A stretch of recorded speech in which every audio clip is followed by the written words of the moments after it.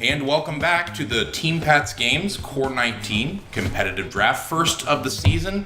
First look that I've had at the draft format in paper. Pretty excited. Going to go over the bracket that we had.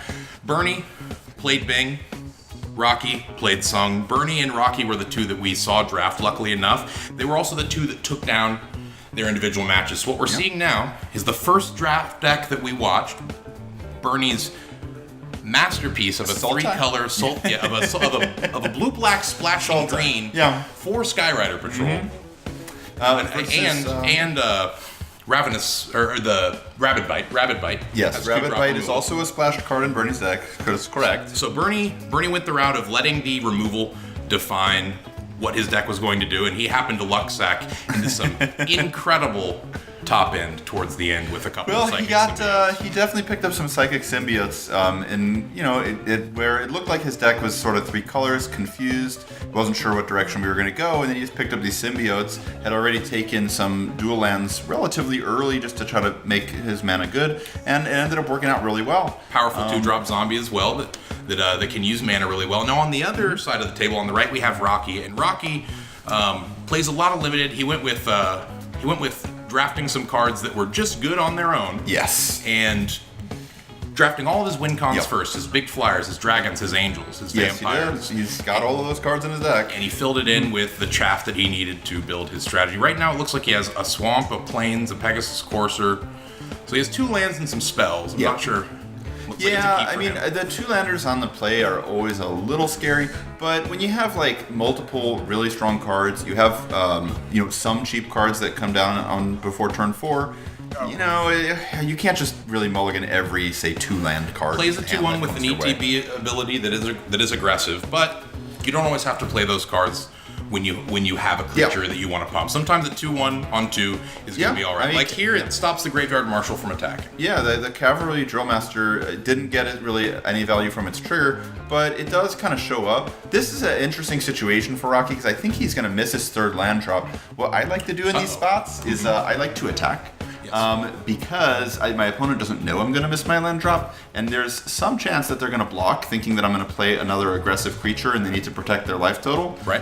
He chooses to not do that, a little safer play, because if Bernie did take the 2 damage and then just attack back, we were maybe in a little trouble. Yeah. But I think a lot of opponents, when you make that attack on turn 2 very confidently, it's a scary thing. Block. It's a scary thing to send your noble knight just into battle to die, and just rely on the opponent not calling you on it. But the one thing that happens is that before combat, before you played a land or done anything else, you can still represent a trick. Yeah, There's an extra card in your hand. It's an illusionary card. It's a fiat card. Yeah. And it means that there could be removal. The second you pass that turn, you get no value.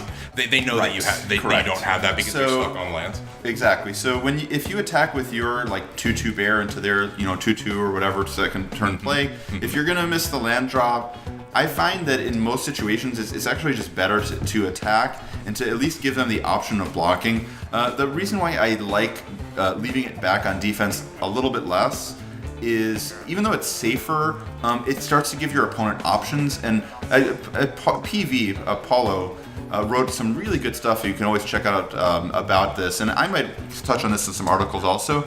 But if you can try to avoid giving your opponent options, it's often better to not do it. Absolutely. So what I mean is that like when he attacks on turn 2, there's the knowledge that Bernie has is basically I'm being attacked on turn 2 by a creature. When you miss your land drop, pass the turn, and they untap, they have so much more information now in combat to decide whether to attack you back. It shows just how cautious you need to be with a card like Graveyard Marshal that can produce such an overwhelming advantage in the late game should you get there. Yeah, Graveyard Marshal is interesting because it's the sort of 2-mana creature that it's an aggressive stats, right? 3/2 for 2. It matches up really wonderfully against a lot of the 1/3s for 2, which we see in other colors. Or this 0/3, right? And there's a 0/3 and a 1/3s present here for Rocky. So it does match up well with his cards, but at the same time, you don't necessarily want to throw it away in combat when you know it's going to be good in the late game. So deciding whether to trade or attack with Graveyard Marshal is a real interesting decision. It almost makes me want to sandbag or hold up a Graveyard Marshal until I have some creatures in the yard. So because if I want to trade off aggressively with my other creatures and turn them into value later, to me, that represents perhaps, like you're saying, less information than my opponent has. They might be more willing to make those trades. That's giving me the fuel. Yep, that's 100% correct. Obviously, the Great Art Marshal, you have no other play on turn 2. You probably just play it. Yeah. But if you have some other stuff you can deploy, the Graveyard Marshal, keeping it out of combat is probably going to be better because if you can get at least 1 or 2 zombies out of it, I mean, the card's very strong at that point. It's also just such a beautiful target to bluff tricks because it's such a valuable target that people are going to have trouble resisting a block. And so if you can confidently bluff a trick, like when you're not losing mana and you still have 4 cards in hand. Absolutely, yeah. It's a great creature to get into combat if you have some kind of instant to go along with it because you know your opponent's almost certainly going to try to get it off the board, and so you're probably going to get some good value. You know what's not such good value? What? When your splash land comes into play tapped, which is exactly what just happened to Bernie. He's sitting there looking at some expensive cards, and unfortunately, because he had his tapped land, he was unable to play anything that turn. That's true. And that is the cost, right? That's the cost for the third color. The cost is that Psychic Symbiote did not come down next turn. But on the other hand, guess what's going to happen now?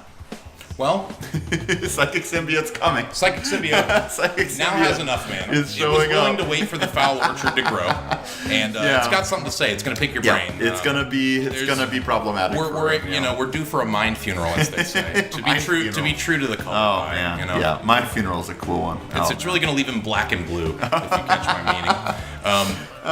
Here we have the Symbiote. I'm really fascinated by this art because he looks like a creature that's made out of a maze. And that's a cool idea. It actually is super cool, yeah. And it's just a cool card. This is the kind of card that I actually just love. It's like a gold card with interesting abilities. It flies. Like, I don't know. I love when they print cards like this. Obviously, you can't print like a common like this. It would just be oppressive. But as an uncommon in gold, it's a little harder to cast. I think it's really cool that they get to kind of, have some more flavorful, interesting creatures that really evoke the blue-black part of the color palette. Absolutely, it's overpriced, but it's value, and it's a variety of value. It's good a little bit in every direction. If you give me a flyer that draws cards, I'm pretty happy. You can charge anything you want for that. Absolutely. So it looks like Rocky's having a little bit of trouble here with mana. The good news is his hand is fully stocked with some really strong cards. It's just going to be, is it going to be enough? I'm seeing, what is that, a Johnny's Last Stand and a Herald of Faith? Is that right? It looks like it. Okay, so those cards are both sort of able to deal with the symbiote in different ways. The Johnny's Last Stand will make it so, Bernie's going to think twice before having any of these creatures go to the graveyard because he knows a 4/4 is coming. And the Herald of Faith, usually at its best as an attacker, but if the, flyers and removal spells keep coming from Bernie, it may very well have to step in front of either that 4/4 or the 3/3. This isn't precisely where Bernie's deck wants to be on this turn. He ideally wants to be a little bit further, but it's exactly where it wants to be against a start like this from Rocky. Yeah, I mean, one of the best things or most important things when your opponent is not having an optimal draw, and especially in Limited, it does happen. In Constructed, a lot of the decks are kind of very streamlined, so even on a mulligan, a lot of the time you still can make plays. In Limited, when you mulligan or you have some land light hands or some land heavy hands, you get into some weird draws. Now the benefit of the way that Rocky drafted his deck is that his curve doesn't really top out at higher than 5. Now he does have a good amount of creatures at 5. All of them do something pretty important, which is gain life, except for the Bone Dragon. The Bone Dragon is just a giant. It's just a great back card. Later, yeah. And so we do have this benefit of Rocky just mainly needs to get to 5 as soon as he can. But once he can get to 5, he can start chaining together some pretty threatening flyers that a symbiote is frankly not going to be able to attack through. Absolutely. The Angel is the only creature that would trade with it in there. Well, when your opponent's missing land drops like Rocky is, the most important thing you want to do is put on pressure. And the way that Bernie's draw has sort of panned out, he's really not able to do that super effectively, especially given the fact that Rocky's gained quite a bit of life this game. It's just, if Bernie, that one turn where he played the tap land, the Foul Orchard, if instead of just tap land pass, if he had played a creature that turn, that would have really changed the way this game would play out. What do we got here? It looks like, okay, I thought we were going to get a Rabid Bite, but this looks like something else. Oh, it's a Skywriter Patrol. He doesn't see anything he wants to bite yet. He doesn't see anything. I saw green mana getting tapped, and I was like, okay, it's probably going to eventually deploy that Rabid Bite he's had for a while. Sure. But no, he's just going to play this ridiculous Skywriter Patrol that's impossible to beat. So Skyrider Patrol, a card that we have recently learned more about, is just added value every turn, every combat step if you have 1 green, 1 blue. Yeah, it is slightly worse in a splash deck like Bernie's because as you can see, he has 2 untapped mana, but he had no green mana, so he could not activate it the turn it was played. At the same time, basically for every single turn from now until the end of the game, it's probably going to put a counter on something. And even if it puts a counter on, for example, like the Omen Speaker, which doesn't even sound very good, you get a couple of counters on that guy, that guy gets a little bit threatening. It's true, and even 1 counter on the symbiote puts it in range of killing all of the flyers in the deck. They all have 4. They all have 4 toughness. And exactly. And if Rocky's play here is a Johnny's Last Stand, then Bernie will know. Okay, I gotta get my flyer to a 5/5. And then it'll be able to attack past that angel, and that's exactly what we see. Or it's not an angel; it's an avatar. It's such a shame that a Johnny's Last Stand did not get discarded to a symbiote because if it was going to happen, it was going to happen in this match, right? You're right. No, man, I didn't even think about that. No, can we get someone on this? Can we get a rewind? Yeah, we need to get into like a Back to the Future kind of time travel thing. We need to tell him, look, hey Bernie, wait a turn and then cast the symbiote. We got to see this happen. You'll never believe it. There it is. There it is. Oh man, we could have. That symbiote. That was almost. That symbiote was psychic right there. Can you believe that? If only Rocky had chosen to play Leon and and you can see his body language has changed a little bit. He's leaning down. He's just been struck by a psychic symbiote right to the head. Players are both realizing this at this point, and they're both realizing. Rocky's realizing, man, and they just move on. He's gonna realize it in a second. I guess Bernie knows it already. He knows that if he had played symbiote and gotten that Johnny's Last Stand discarded, was the only card in Rocky's hand that he could play? No, he has Leon and War Leader. Wow. He must be very afraid of counter magic. I think he's seen Bernie has a cancel, right? Well, I think his goal here is that he's kind of trying to stop the symbiote from attacking or stop something kind of large from dealing him a bunch of damage. But how do you deal with this sort of value? What you do is I think he's trying to chump block with one of his Pegasi. I don't know. He's trying to chump block with a Pegasus, and then what that'll do is a creature will go to the graveyard and he'll make a 4/4. I think that was sort of the end game of playing it that way. Personally, for me, I think I might have just played the Leon and War Leader because it would have maybe shifted the tide a little bit. It makes lifelink creatures, which would change the race, and it might make Bernie think twice about turning. Yeah, I don't need a single 4/4 in the air. What I need is a 4/4 on the ground, because the 4/4 on the ground is actually better at holding off the 4/4 flyer in the air, because the only creature can make a 4/4. He would have to do that by having it attack. Here's the other symbiote, and now Rocky's wishing he had not played this way. Wait, there are 3 symbiotes in this? Oh, there are. He just played the second one out of his hand, Bernie did. But, it's a tough situation because Rocky's definitely behind in the game a little bit. And so what you want to think about is, yes, I want to make the play that maybe can help me get back in the game. But sometimes there's another factor here as well, which is thinking about what I like to call like a attrition rate. How much does a card get better or worse over time? So on that turn, Leon and War Leader was pretty good because it was going to be able to have probably a profitable attack, gain at least 2 life with the lifelink cast, even if they don't end up living, and then it would either stay around or eat probably 2 creatures. Yeah, and then we could depending on attacks or hold off attackers. Right. It provides either a threat value or. Yeah, and so that would have allowed us to kind of like get slightly ahead in a way where Bernie would be on the back foot a little bit to that rare. The problem is now when it comes down this turn, it's way less effective because now Bernie's got the Air Force and he can either like choose to put counters on things to have them trade with the Angel. He can choose to just like jam all his flyers, like let the Angel can't. The Angel can't trade with the creature that already has a 1/1 counter on it. That's symbiote. Well, and in fact, even if he had the dragon. Now this is a card that I would love to have had. Yes. That I'd love to have had Leon and War Leader for, right? Yeah. He didn't have it in his hand though, did he? No. Or maybe if he had that in his hand, then I don't know why you don't play the War Leader because that represents 4. Well, I think, and it's very reasonable. First of all, he didn't know Bernie was going to play another symbiote, which would have let him discard the Johnny's Last Stand. He doesn't know. And that. I'll be honest, he's cast 2 of those dwarven life gainers, and he's back up to 16. Yeah. So, but he still hasn't found his 5th mana. By the way, can we just mention how impressive it is that he's still in a game? 4 versus 8 mana with 1, 2, 3, effectively 4 flyers on the board? Well, let's just do the math based on the things that Bernie has played, okay? He's played a rare that has abilities, even though he hasn't had a chance to use one. He's playing Switcheroo right now as a mind control. He's played 2 2 symbiotes, which are essentially +2 cards. You draw one, they discard one. And by the way, he's also played a Skyrider Patrol that makes other things giant and fly. And after all that, Rocky is still at 16 because of how much life he can gain in this black-white deck. But he folds to the stealing of the avatar. When your avatar gets stolen, it really breaks a lot of. Well, Switcheroo is one of those cards that its value goes up and down depending on the board state.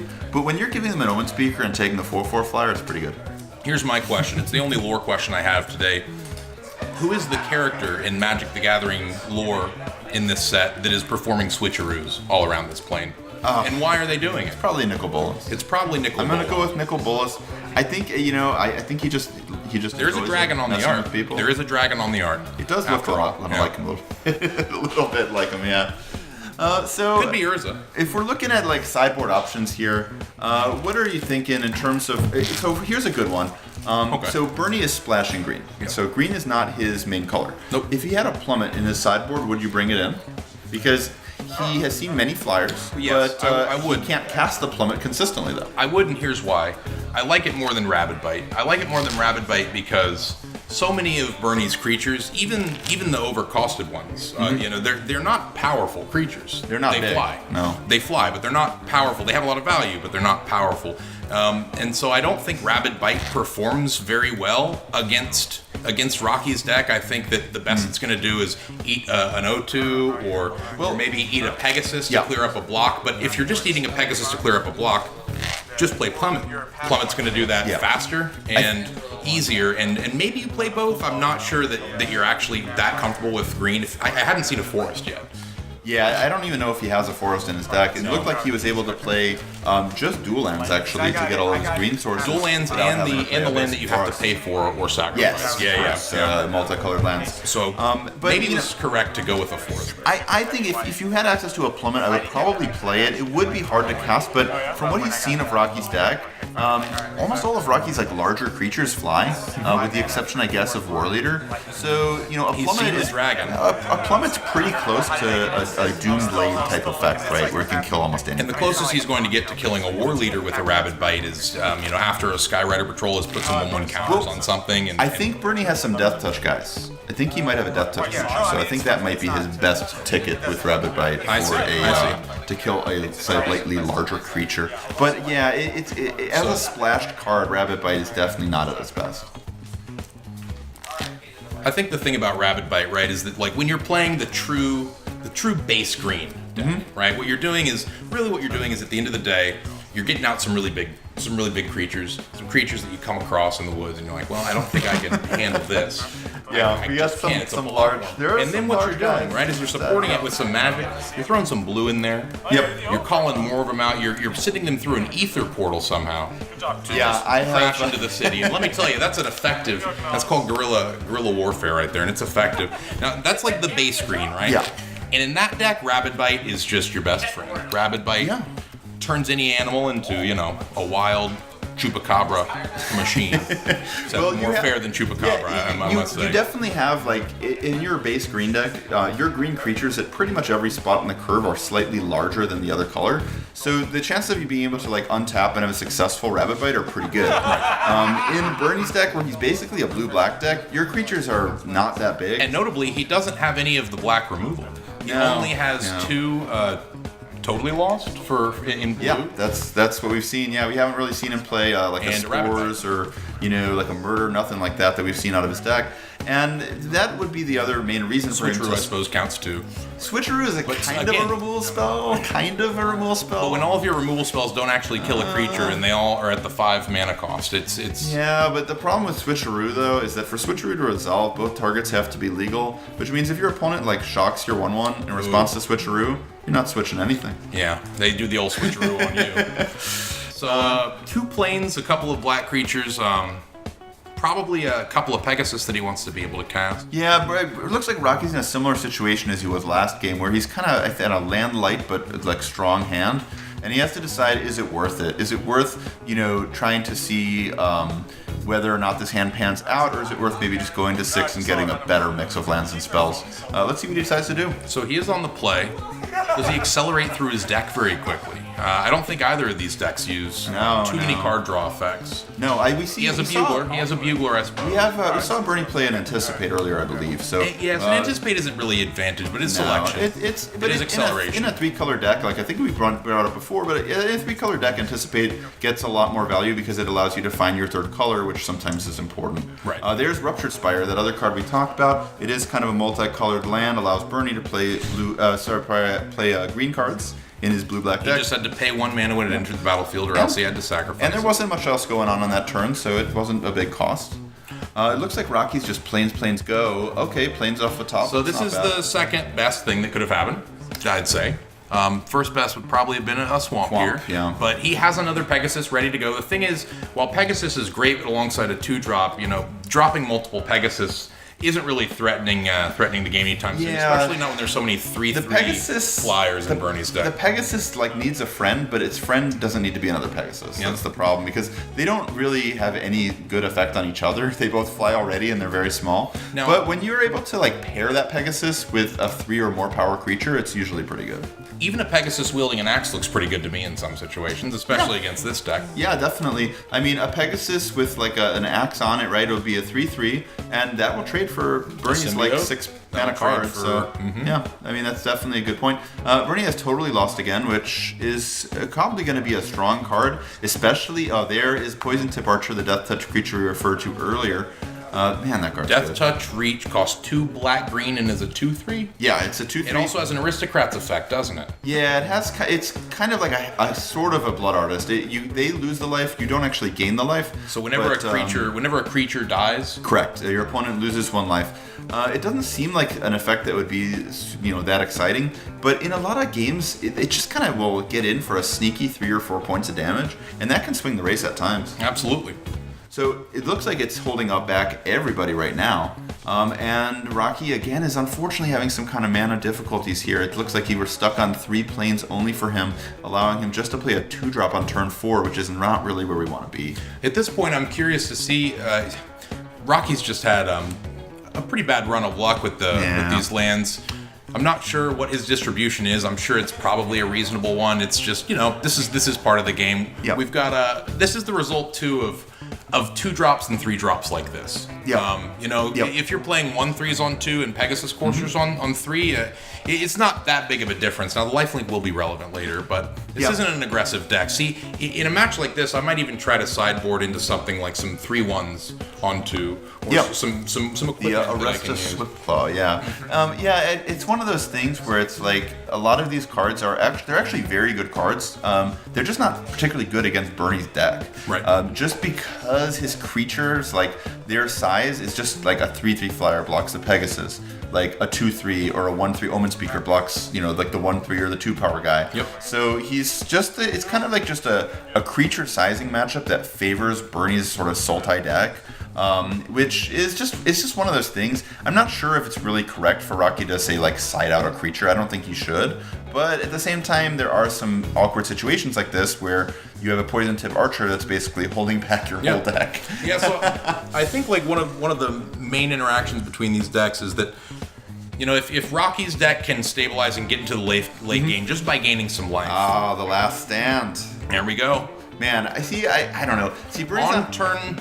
With 1 more mana to go for Bernie to cast a symbiote. See, I think if I'm Rocky, I hold that in hand, because we've seen him play 2 Psychic Symbiotes, and man, if I get to discard that to the symbiote, I'm feeling so good. So good. So I just feel a personal achievement at that point. Yeah, to me, I don't know. I probably would have here played Hieromancer's Cage on the Archer. At the same time, I would have gotten horribly blown out because Bernie would have probably just played Totally Lost. You would have totally lost that engagement, and I would have lost a creature in combat. At the same time, though, the symbiote would have maybe made me discard my thing that makes a creature larger than the symbiote. So absolutely, there's that too. Yep. But obviously we have the benefit of seeing hands. Rocky clearly does not know what's in his opponent's hand. It's true.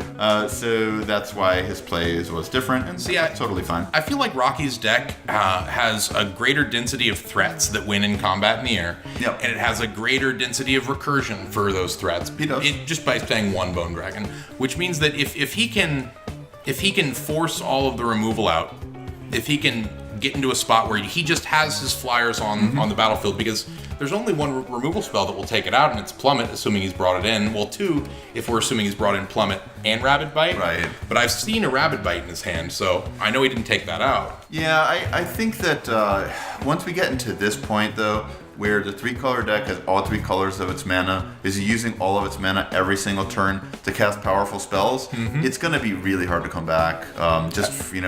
He's going to get to replay the last stand now, which basically means he gets to upgrade a Courser into a 4/4 is pretty much what it's going to mean. So I don't know, is that good enough? Here's what I think Rocky's game plan is, right? And who knows if it's good enough, but it's probably the best chance he's got. Yeah. His game plan is he needs to be able to bait out the second Totally Lost. He needs to be able to save the Hieromancer's Cage for the Skyrider Patrol. Because the Skyrider Patrol is the thing that allows Bernie's deck to win in the air. It's such a bad feeling when you get attacked by this Death Touch creature.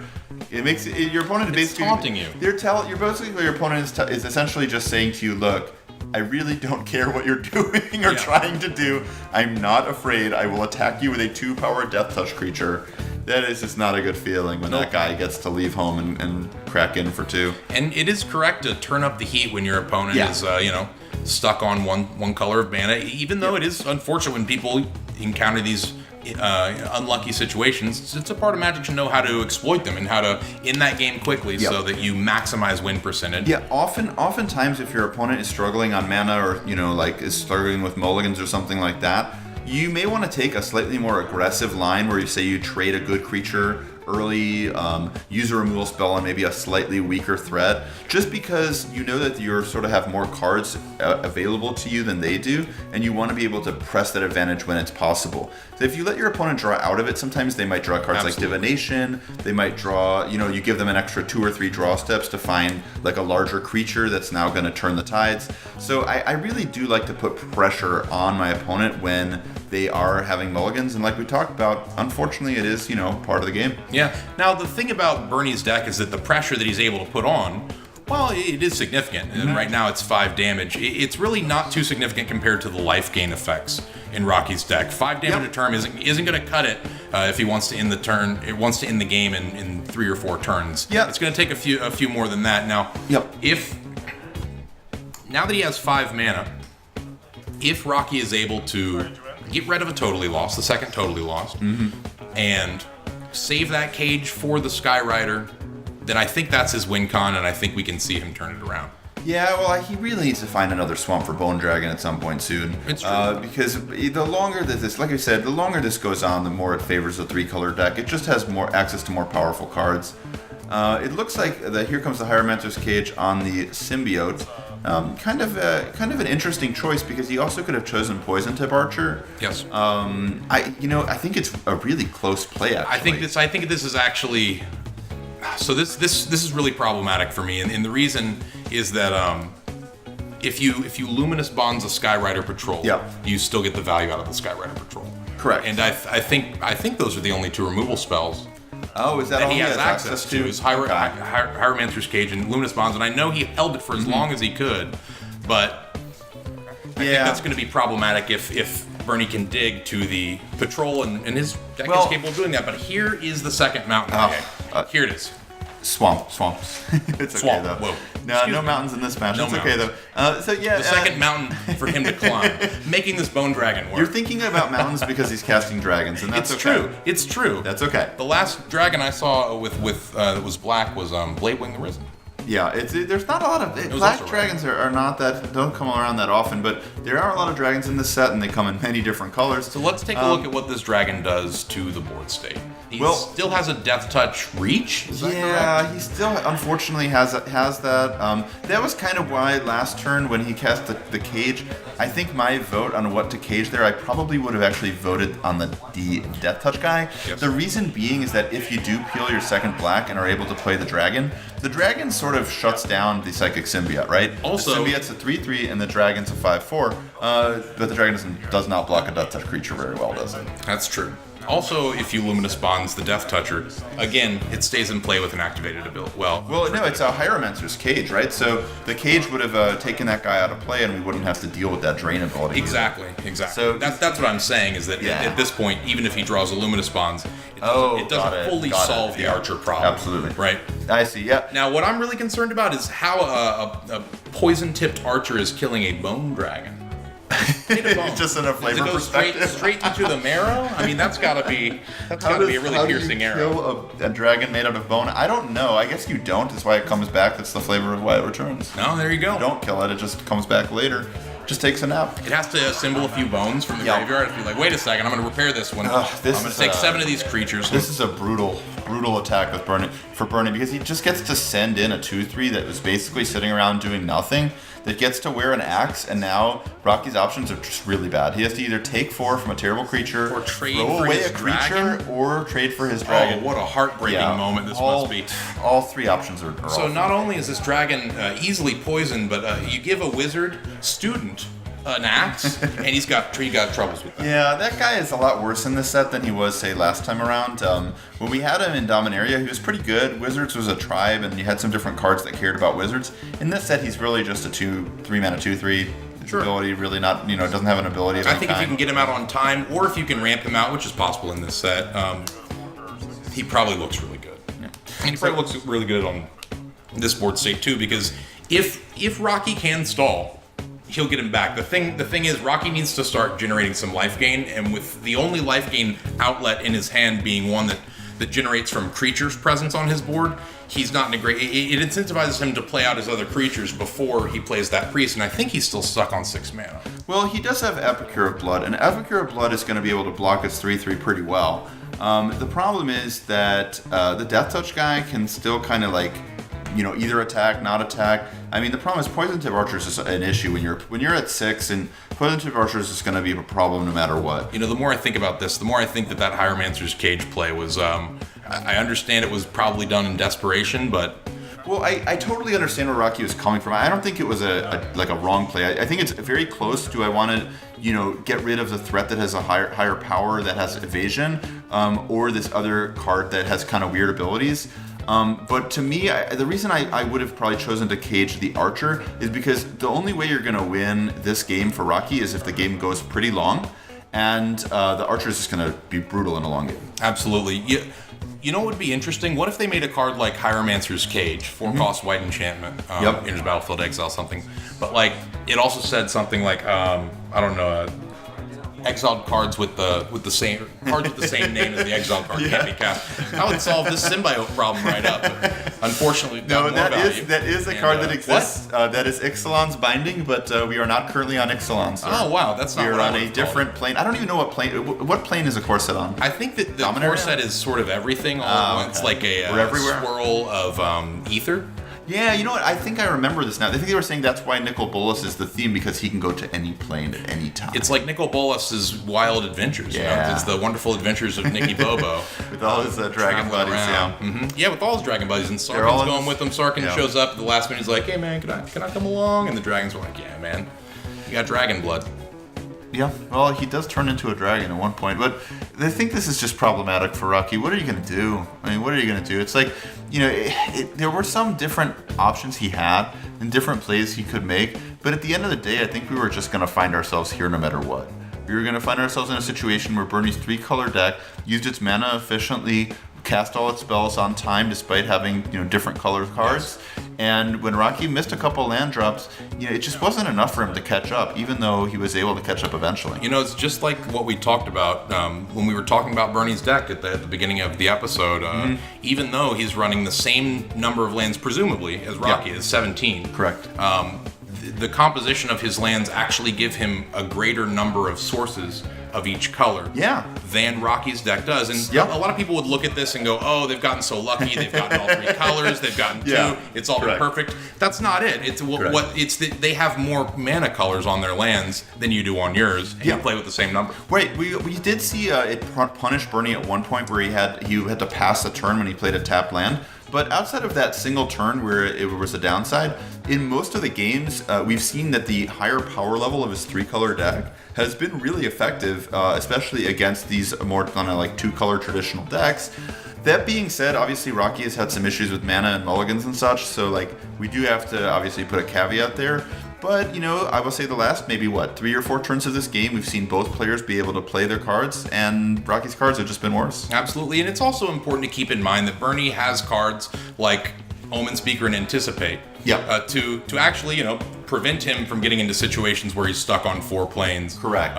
And so it's again not just like, wow, that's so. It's Bernie's deck has this built in because it needs to fix itself. Right, and that's kind of one of the kind of benefits to blue that blue gets, especially in like a core set like this one, where blue's going to have kind of weaker creatures in general, but they're going to have access to things like Divination, Omen Speaker, basically just ways to draw cards and manipulate your library that other colors don't get. It can be the glue that sort of holds a strategy together, and that strategy could be anything, as long as you've got the cards to support it. Exactly, and that's why Omen Speaker on turn 2 is very strong, and even in the late game, you know, you would rather draw something else, and but it can do something. So there it is, the scoop. And let me just point out that entire game, that archer stayed alive and it shot an arrow pretty much every turn.